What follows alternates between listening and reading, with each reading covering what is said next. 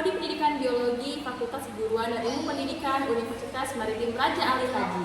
Pada kesempatan kali ini, kami akan membuat video tutorial yang beranggotakan saya, Keisha Puskesari, dan saya, Sahnan Aliandi, dan saya Marani. Kami akan membuat video tutorial Kolmogorov-Smirnov One Sample Run Test, yang mana terdiri dari penjelasan, simulasi Microsoft Excel, dan yang terakhir SPSS. Oke, ditonton sampai akhir ya. Nah, pada kesempatan kali ini kita akan melakukan uji Kolmogorov-Smirnov One Sample Run Test dengan menggunakan Microsoft Excel dan SPSS. Nah, sebelum kita melakukan uji tersebut, ada baiknya kita menyimak materi terkait Kolmogorov-Smirnov One Sample Run Test berikut ini. Apa itu uji Kolmogorov-Smirnov One Sample? Uji Kolmogorov-Smirnov One Sample merupakan pengujian satu variabel yang dimana uji hipotesis suatu kelompok data yang berasal dari distribusi teoritis tertentu. Nah, uji Kolmogorov-Smirnov One Sample ini juga bisa digunakan dalam pengujian kesesuaian atau goodness of fit test. Lalu, uji Kolmogorov-Smirnov ini tidak hanya digunakan untuk uji normalitas saja, tetapi juga bisa digunakan untuk uji lainnya. Yang terakhir, uji Kolmogorov-Smirnov ini juga bisa digunakan untuk uji sampel kecil lainnya. Selanjutnya itu statistik uji Kolmogorov-Smirnov One Sample. Nah, di mana D max sama dengan max FT dikurang GT, di mana FT adalah distribusi kumulatif pada observasi, dan GT merupakan distribusi kumulatif teoritis sesuai dengan distribusi observasi di bawah H0. Untuk melakukan uji ini, terdapat beberapa syarat penggunaan uji Kolmogorov-Smirnov One Sample. Yang pertama, data berjenis interval atau rasio. Yang kedua, data tunggal atau data yang belum dikelompokkan ke dalam tabel distribusi frekuensi. Dan yang ketiga, sampel yang digunakan haruslah independen. Selanjutnya, tutorial uji Kolmogorov-Smirnov satu sampel dengan SPSS. Yang pertama, tentukan hipotesis 0 dan hipotesis alternatif, yang dimana H0 kelompok sampel mengikuti distribusi tertentu, dan HA merupakan kelompok sampel tidak mengikuti distribusi tertentu. Yang kedua, tentukan taraf signifikansi atau alfa.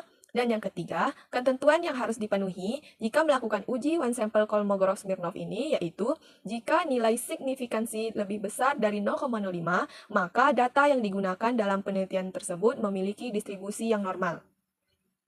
Selanjutnya, mari kita saksikan uji Kolmogorov-Smirnov One Sample Run Test dengan menggunakan Microsoft Excel dan SPSS. Untuk melaksanakan uji normalitas dengan uji Kolmogorov-Smirnov One Sample Run Test, yang pertama adalah data harus bersifat tunggal atau data yang belum termasuk ke dalam tabel frekuensi kumulatif. Data juga harus bersifat rasio atau juga bisa bersifat interval. Bunyi dari hipotesis uji normalitas dengan uji Kolmogorov-Smirnov One Sample Run Test adalah H0 data hasil belajar siswa dalam mata pelajaran IPA berdistribusi normal. HA data hasil belajar siswa dalam mata pelajaran IPA tidak berdistribusi normal. Dalam uji normalitas dengan uji Kolmogorov-Smirnov One Sample Run Test kali ini, terdapat 30 hasil belajar siswa dalam mata pelajaran IPA yang terdiri dari nilai 40 sampai 97. Perlu diperhatikan, langkah pertama untuk melakukan uji ini adalah kita harus mengurutkan hasil belajar siswa dari yang terendah hingga yang terbesar. Pada tabel, frekuensinya dihitung jadi tidak dibikin berulang pada kolom yang sebelah kiri. Setelah itu, kita bisa mencari frekuensi kumulatif, di mana untuk frekuensi kumulatif yang pertama itu adalah jumlah frekuensi yang pertama. Untuk frekuensi kumulatif yang kedua, itu menambahkan frekuensi tabel kedua dengan frekuensi di atasnya. Jadi, 3 ditambah 3 sama dengan 6. Kita bisa tarik ke bawah dan dapat hasilnya semua.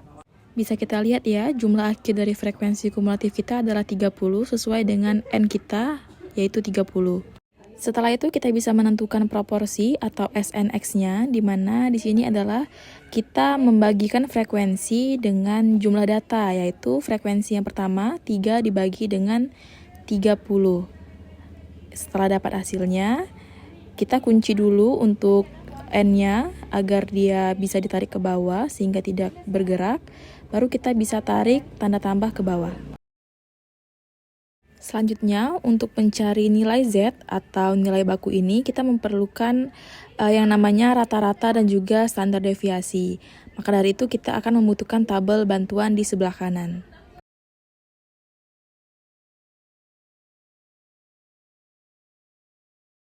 Oke, untuk mencari rata-rata, rumusnya adalah sigma FVXI dibagi dengan sigma FI. Di sini kita akan mengkalikan frekuensi dan juga nilai. Untuk yang pertama, frekuensi dibagi dengan X atau nilai, kita akan dapat hasilnya. Setelah dapat hasilnya, kita bisa langsung tarik ke bawah untuk mendapatkan hasilnya. Selanjutnya, kita akan menghitung jumlahnya dengan mengklik sama dengan sum, lalu kita blok semuanya, lalu enter, lalu kita tarik ke kanan.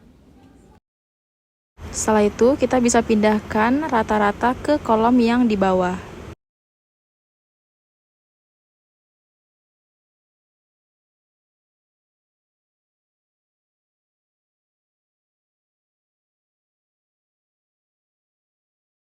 Setelah itu, kita harus mencari standar deviasi dari data tunggal, di mana kita membutuhkan kolom tambahan yaitu X rata-rata pangkat 2. Untuk mendapatkan standar deviasi, kita memerlukan tabel tambahan, yaitu tabel X dikurang rata-rata di pangkat 2. Di mana untuk mencari tabel ini sama dengan nilai atau X, lalu dikurang dengan rata-rata yang telah kita dapatkan tadi.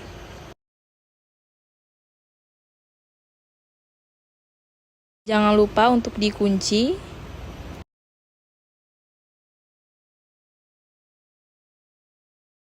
Lalu tekan enter.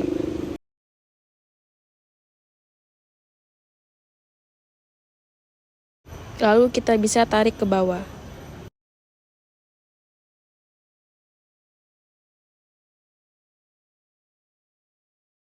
Kita hitung jumlahnya dengan sama dengan sum, lalu kita blok dari awal sampai ke bawah, atau dari bawah sampai ke atas, klik enter.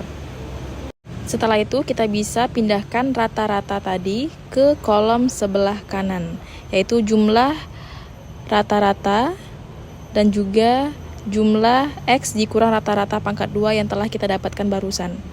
Setelah itu, untuk mencari standar deviasi data tunggal, kita menggunakan rumus XI dikurang X rata-rata dibagi N kurang 1, di mana sama dengan SQRT. Lalu kita klik jumlah X dikurang X rata-rata yang sudah dicari, dibagi dengan jumlah N dikurang 1, 30 kurang 1, 29, enter, maka dapat hasilnya 20,3244. Lalu kita copy standar deviasinya ke sebelah kiri. Setelah itu baru kita bisa mencari nilai Z atau nilai bakunya dengan cara sama dengan X dikurang rata-rata dibagi dengan standar deviasi. Jangan lupa untuk dikunci rata-rata dan standar deviasinya.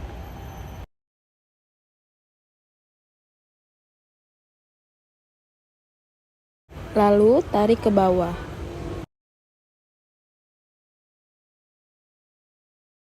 Setelah itu kita bisa mencari nilai fx dengan rumus sama dengan norm dis, lalu klik nilai baku, ketik enter.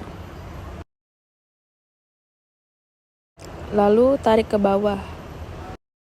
Selanjutnya kita akan mencari hasil dari nilai mutlak xnx dikurang fx. Artinya nanti walaupun nilainya minus, maka karena dia nilai mutlak akan menjadi positif. Dengan rumus sama dengan ABS atau absolut, kita klik xnx, lalu kita kurang dengan fx. Jangan lupa untuk ditanda kurung. Lalu klik enter dan turun ke bawah. Lalu kita cari totalnya sama dengan sum, blok frekuensi dari atas ke bawah, klik enter, lalu kita bisa geser ke kanan. Setelah kita dapatkan nilai mutlak, baru kita bisa mencari Dmax, di mana Dmax ini adalah nilai terbesar dari nilai mutlak dengan cara sama dengan, lalu klik max, buka kurung, lalu kita blok nilai mutlak dari atas ke bawah, klik enter. Lalu untuk dia tabelnya, kita bisa lihat dengan tabel nilai kritis uji Kolmogorov-Smirnov yang alfa 0,05 dan jumlah datanya atau n-nya 30. Scroll ke bawah, di mana pada tabel nilainya adalah 0,242. Sehingga kita bisa buat keputusan sama dengan IF dalam kurung apabila Dmax kecil dari D tabel, titik koma, lalu tanda kutip, H0 diterima dan HA ditolak, kutip, titik koma, kutip lagi, H0 ditolak dan HA diterima.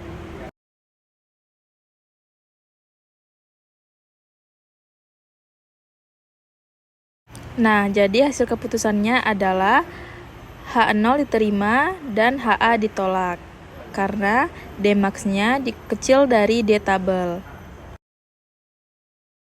Selanjutnya, mari kita coba dengan SPSS. Baik, selanjutnya kita akan uji Kolmogorov-Smirnov one sample run test menggunakan aplikasi SPSS. Pertama, kita buka aplikasinya, lalu kita klik variable view, nama kita ketikkan hasil belajar. Pada measure, kita klik scale. Setelah itu, kita klik data view. Lalu, kita masukkan semua data hasil belajar pada kolom hasil belajar.